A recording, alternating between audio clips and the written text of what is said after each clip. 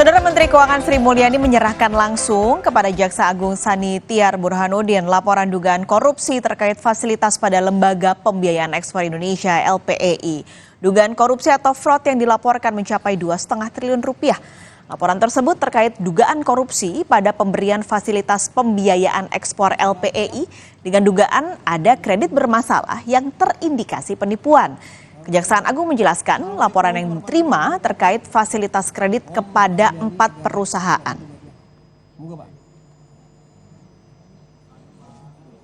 II sebesar 1,8 triliun, SMR 218 triliun.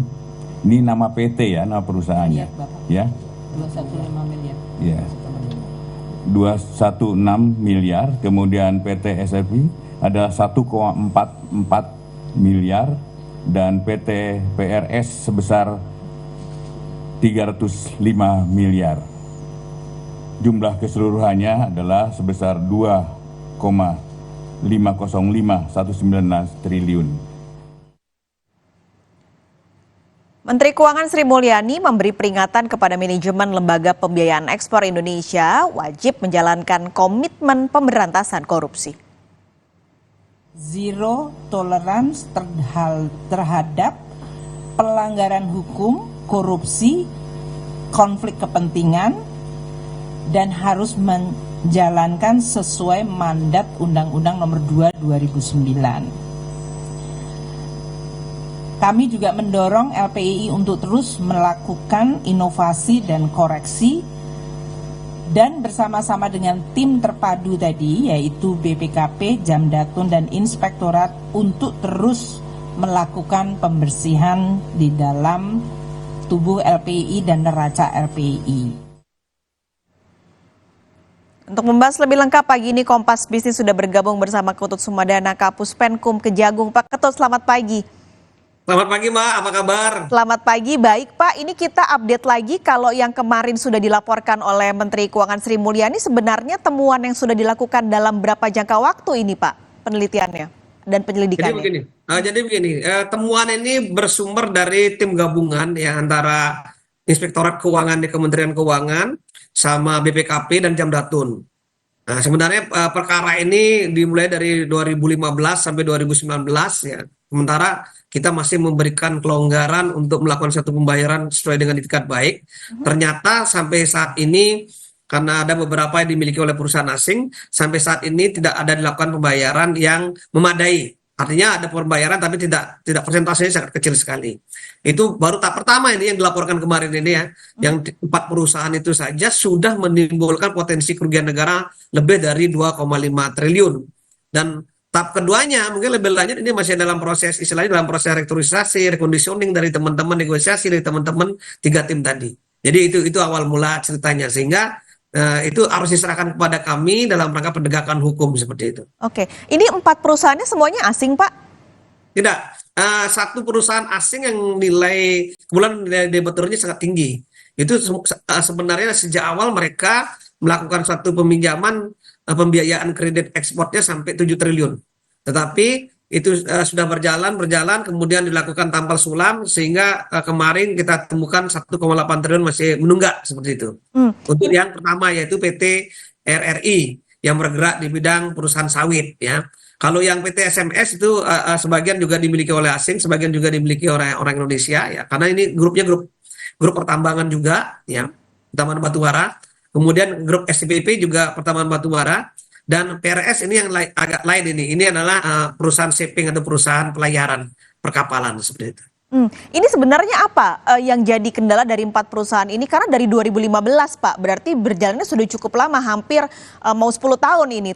Apa yang jadi kendala dan alasan mereka tidak kredit ini terkendala dari merekanya? Ya, pertama begini, dari sisi pembiayaan ada kekeliruan ya dalam hal penilaian aset ya. Ada yang aset yang di markup nilainya sehingga ketika dilakukan eksekusi tidak bisa dilakukan pembayaran secara penuh. Itu yang pertama. Kedua, ada laporan keuangan yang disampaikan tidak sesuai dengan fakta yang sebenarnya.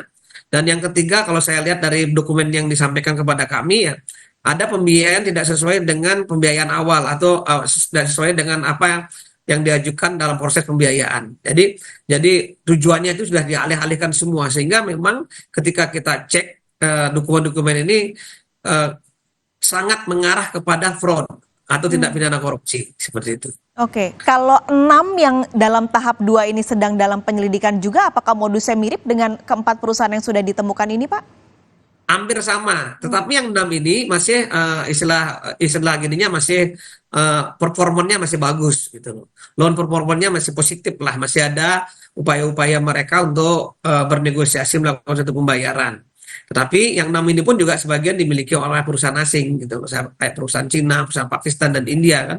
Nah, kesulitan kita adalah orang-orang ini jaminan di Indonesia tidak ada. Kalau ada mungkin tidak jadi permasalahan, tinggal kita melakukan suatu eksekusi. Dan yang lagi kita lihat dalam dokumen itu, bahkan mereka mempilotkan diri sendiri biar untuk menghindari tagihan-tagihan daripada utang pembiayaan dari LPI seperti itu. Oke, dari 4 perusahaan ini juga sudah ada yang melakukan modus itu, Pak, mempilotkan diri sendiri itu?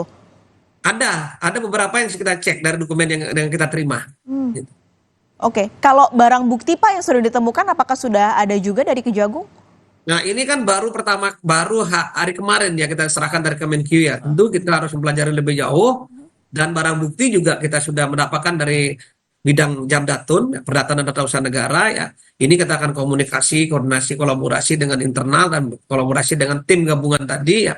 Mudah-mudahan dalam waktu dekat kita sudah bisa ngambil sikap bahwa perkara ini layak untuk naikkan di penyidikan seperti itu.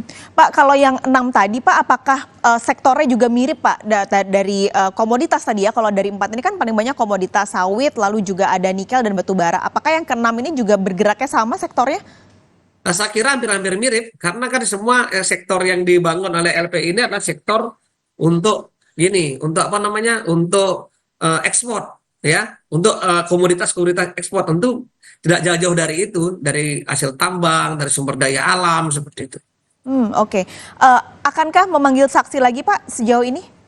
Nah, ini kita belum memanggil saksi ya. Ini masih kita dalam proses telaah pembelajaran dari tim. Nanti tim Jambisus akan mempelajari. Kemungkinan dalam waktu dekat minggu depan sudah mulai kita lakukan pemeriksaan apakah langsung perkara ini dilanjutin dengan proses penyidikan atau masih dalam proses penyelidikan. Saya pikir sih kalau lihat dari indikator-indikator yang disampaikan oleh Menteri Keuangan kemarin ya sudah layak perkara ini untuk naik di proses penyidikan. Kalau dari LPEI-nya, Pak, ini apakah memang ada indikasi terlibat dalam fraud ini, atau memang murni karena 4 perusahaan ini memang menyelewengkan dana-dana dari pinjaman ekspor itu? Tentu kalau lihat dari dokumen tadi saya sampaikan ya, kalau ada markup penilaian aset ya untuk jaminan kolateralnya, tentu ini pasti ada keterlibatan dari pihak internal LPI, nggak bisa kita nafikan, pasti ada. Itu loh. Kalau misalnya dia secara real melakukan satu penilaian terhadap kolateral, tidak akan jadi permasalahan begini. Kita bisa lakukan eksekusi langsung terhadap aset-aset yang ada dijaminkan di dalam negeri seperti itu. Oke, yang artinya sebenarnya apakah aturan soal perusahaan tidak memiliki aset di dalam negeri ini harus dievaluasi, Pak? Oh iya, harus semua yang terkait dengan debitur pinjam-meminjam, apalagi menggunakan uang negara ya, harus punya kredibilitas, kapabilitas yang bagus ya, bukan hanya kolateral, kapasitas, kualitas, dan prospek perusahaan yang dijalankan di Indonesia itu seperti apa. Itu harus sebenarnya sangat ketat itu kalau dalam sistem perbankan nasional. Harus ketat, ada punya standar-standar khusus itu. Tapi berarti banyak ya, Pak, perusahaan-perusahaan yang sebenarnya nggak punya aset, kayak tadi perusahaan asing gitu, mereka nggak punya aset, jadi ketika mereka nggak bisa bayar, gampang aja pergi. Kalau saya lihat sih banyak itu. Kalau saya lihat ini kan baru tahap pertama. Besok kalau misalnya yang 6 perusahaan yang nilai 3 triliun itu juga ada, itu juga kemungkinan. Bahkan ada tahap ketiga itu kemungkinan kalau saya lihat. Masih banyak gitu, masih banyak yang mau akan laporkan ya, mudah-mudahan sesuai dengan imbauan Bu Menteri Keuangan Bu Sri Mulyani dan Pak Jaksa Agung kemarin mengimbau secara tegas agar yang belum masuk dalam kategori fraud tadi segera untuk menyelesaikan kewajibannya. Itu yang underline yang saya dengar kemarin cukup tegas dan keras itu. Ini batas waktu untuk perusahaan-perusahaan ini menyelesaikan yang belum mereka selesaikan ini kapan, Pak? Nah, tentu kita lihat kondisi perusahaan ya, tidak segampang itu ya. Apalagi perusahaan ini adalah banyak yang bergerak di bidang ekspor impor, juga kita nggak mau terganggu ekspor impornya. Juga kita tidak mau karena perusahaan ini juga banyak yang orang asing yang gini, tentu harus ada tahapan-tahapan yang cukup jelas nantinya. Nanti itu ada tim dari gabungan dari Jamdatun, dari Kementerian Keuangan, termasuk dari BPKP nanti yang menentukan deadline itu. Ada perbedaan kah Pak kalau memang yang memiliki ini orang asing dibanding kalau yang memiliki adalah orang Indonesia? Oh, jelas lah. Kalau orang asing, kalau orang Indonesia kan kita gampang melihat aset-aset yang ada di Indonesia maupun dari luar negeri. Oke.